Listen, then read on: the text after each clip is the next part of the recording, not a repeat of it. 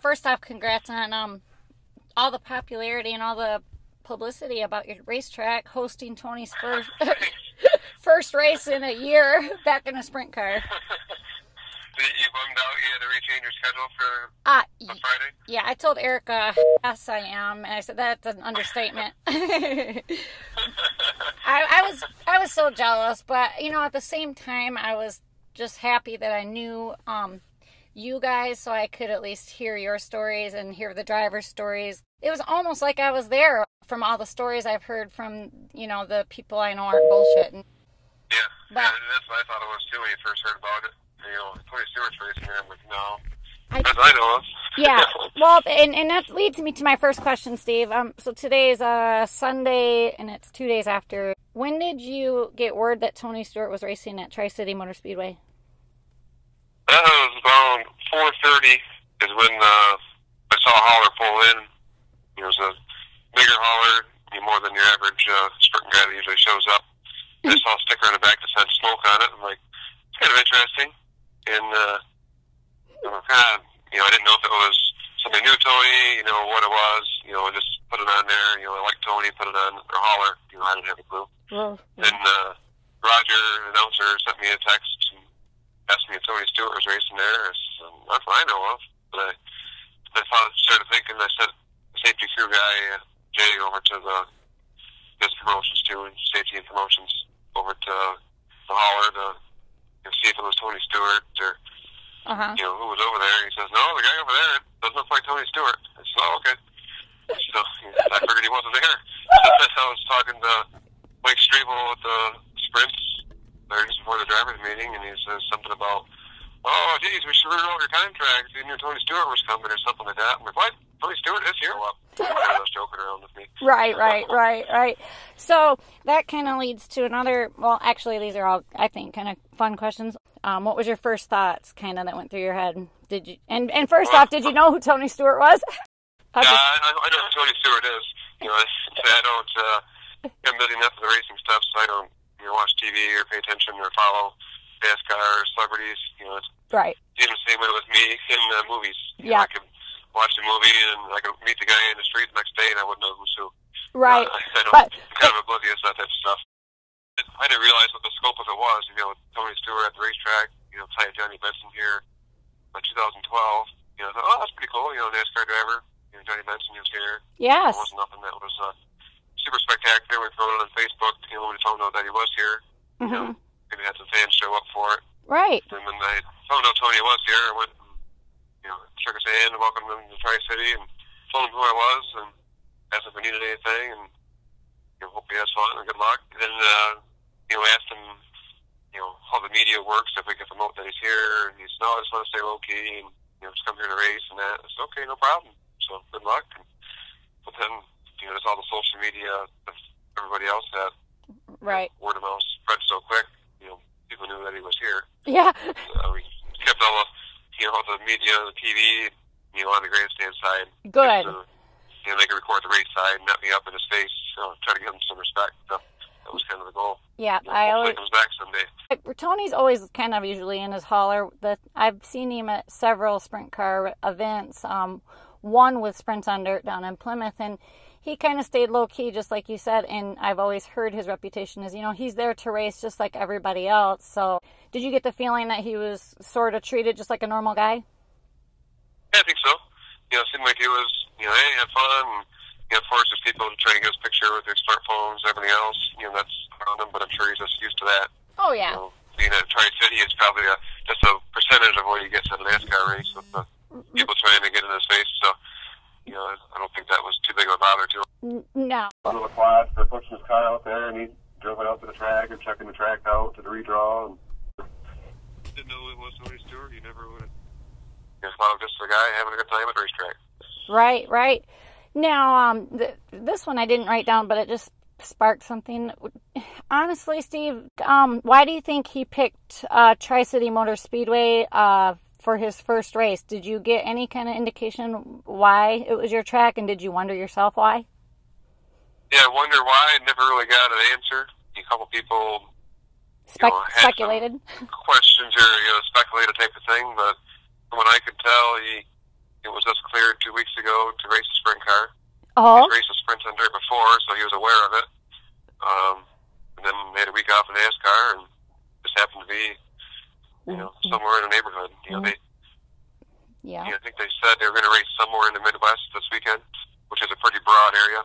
So probably just a matter of where the sprint car races were and where, location-wise. But I do know that his announcer from Eldora, Dustin Derrick, was here a few weeks ago, because Roger invited him up many times, and he finally came up to a race, check it out. So I don't know if he put in a good word to Tony, too. Maybe had something to influence his decision. Right. Because that part, I don't know. I didn't hear any reaction from that.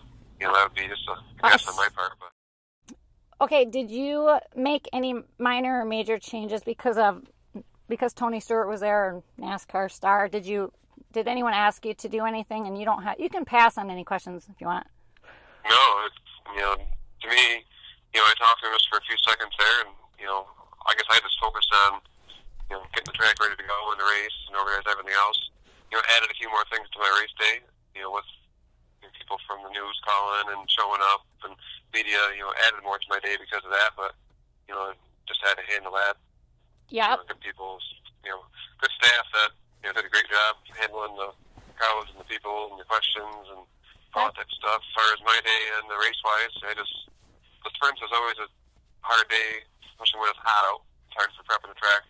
Yeah. And when the sprints are here, they dry the track out more, so yep. It's always a bigger day for me just to keep the track, in good shape of constant water and prepping, all preparation beforehand, and just one of those days is finish watering the track Thursday night, probably around 2 in the morning, and I was back on it around 8 o'clock on Friday morning, working it up, get more moisture into it, and get going from there. I had no clue, so it was just another day to me. Right.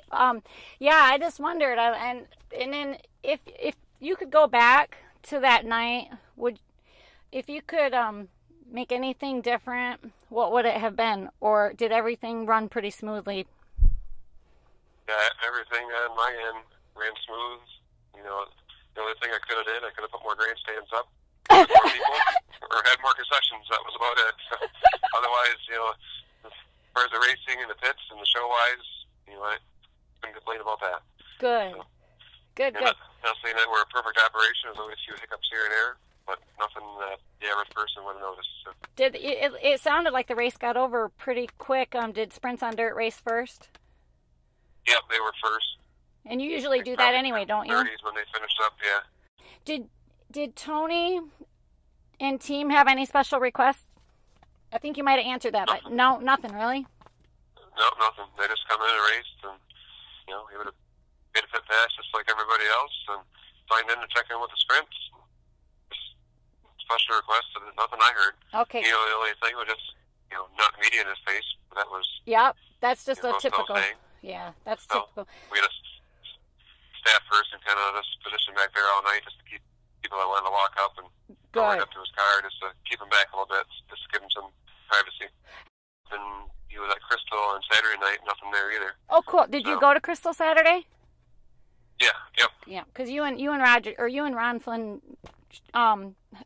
like to visit each other's tracks, right? Yeah, we get along pretty good, so I ended up pushing sprints off to Ron and doing a few other things around there, so I always end up putting myself to work over there somehow. Yeah, you're always working. That's why I'll hurry up. What impact do you think it had on your track, and others in general? The awareness of the track. We had a lot of people showed up on Friday. So there was just a word out there in general that Tri-City's open, dirt racetrack, every Friday night type of thing. Just getting the awareness that the track is open, and just again, we try to get TV5 out here for different events, special events over the last 4 years, and didn't have any luck. And then they ended up showing up because Tony Stewart was here. I said, well, I guess that's what it takes. But just try to some of the things that you try to get. Out here, you're working 100 hours a week every week, and you spend a little bit on advertising, and try to get fans here and awareness. And you do all you can do, and some days you just get good luck, and things happen that way. Yeah, that reminded me when you were talking, and you know what? That was free. That was the best free marketing you've ever had, probably, right? Yeah. Well, I couldn't complain one bit. To have them out never would have guessed that Tri-City Motor Speedway would be on, Fox Sports and ESPN and all those places that he mentioned on those stations. That's, way over what I ever expected. I was pretty shocked myself, just because I guess I can't say shocked. Tony's raced a lot of different tracks. It was just shocked because I was supposed to be the photographer there. No, I'm just kidding. I was just so happy for you guys. I really was. Now, I don't want to give all of your secrets away, but besides what you told me earlier, Steve, did you two talk one-on-one maybe after the races? And when you did talk to him earlier in the day, did you feel even excited, maybe from a fan's point or even a promoter, or feel that it was really cool having him at your racetrack? Like, I know you've talked to the other race car drivers, driver meeting in 5 minutes, is that kind of how you just felt? Try to treat him just like a normal driver, of course, but inside, did you feel a little excited that Tony was racing there? Yeah, inside a little bit excited, but race day, my emotions are pretty well. I know. All one level. I don't let, nobody really works me up one way or the other, whether they make me mad or happy. It's kind of. That's why I asked. Focused and getting through the show. So. That's why I had to ask, because you are one person that doesn't, have too many ups or downs unless someone's really pissing you off. But I mean, So a little. Yeah, it was more so afterwards. Once you kind of seen you realize how big of a deal it was. I didn't know, off the top of my head that it was first time he was back in a sprint car, and he broke his leg. And I didn't know either. So you read the articles and like, wow, that's pretty cool. So. Okay, and then I'm narrowing down the last one or two. So, how does it feel to you to have your track, Tri-City Motor Speedway, all over the sport media world and news outlets, as far as mainly the sports section goes? Because I've seen it on Fox News, not necessarily the TV part, but I've seen articles that Fox News had on the internet. I mean, how's that make you feel? I guess it feels pretty cool. I'm proud of my track. Did all the work here myself, so I built the thing with my bare hands, basically. So to see it out there, it kind of puts in reality that, I don't really give myself as much credit as what I should a lot of times. So, you see it out there and you give yourself more credit, and like, I actually did this type of thing. So did Tony, and I thank you for answering that, because especially that was a great answer, because I know you don't like to give yourself credit. I see how hard you worked when I've stayed there many hours before and after the track, but I just thought, seeing, because I feel like I called it my home track in something I wrote over the weekend, and I said, I'm not sharing all these Tony Stewart stories because it's Tony Stewart. I'm sharing them because it's, my home track and my two favorite tracks in Michigan. But I said, it's where I got the people who gave me a chance to be a track photographer or official photographer. So I felt really happy for you guys. So if it was anybody else, I still would have felt happy from a dirt track, perspective. But anytime a person like Tony with his caliber of influence comes to a racetrack, what message do you hope is gained from that presence of him being at your track, or if it was any track? What message do you hope is gained? Well, I guess you hear people all the time, over the last couple of days, on Facebook, or say, oh, geez, if I'd have known Tony was there, I would have been there. But I look at, definitely thank all of our local dedicated fans here every week. They're here when it's cold, when it's, if the weather isn't good, and they're here supporting the racetrack one way or the other. They're the ones who benefited the most out of Tony being here, because they got to see Tony. They come to see an average race. They were planning to be here. Since April, they had it in their schedule to be here on Friday, July 18th. Then Tony Stewart show was up, and it's just better for him yet.